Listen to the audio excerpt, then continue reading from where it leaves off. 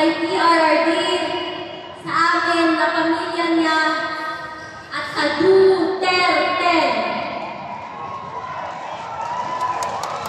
Ito ang nagbibigay sa akin ng lakas ng loob para pagpatuloy ang pangako ko kay Gana Rudy na kampanya ang kanyang mga kandidato habang siya ay nasa The Hague.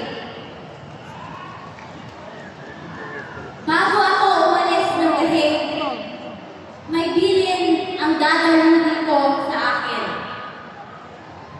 Sabi niya, no guts, no glory.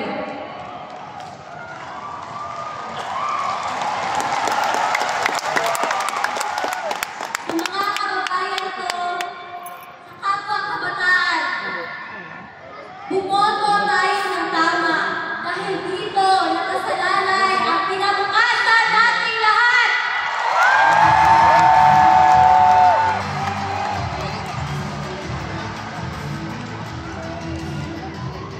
Kailangan natin ng abogado na may prinsipyo, paninindigan at integridad sa ating legislative branch sa gobyerno natin.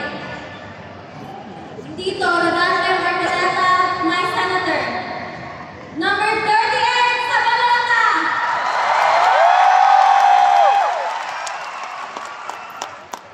Huwag din natin kalimutan ang PDP laban senatorial slate o mas kinikilalang Duterte!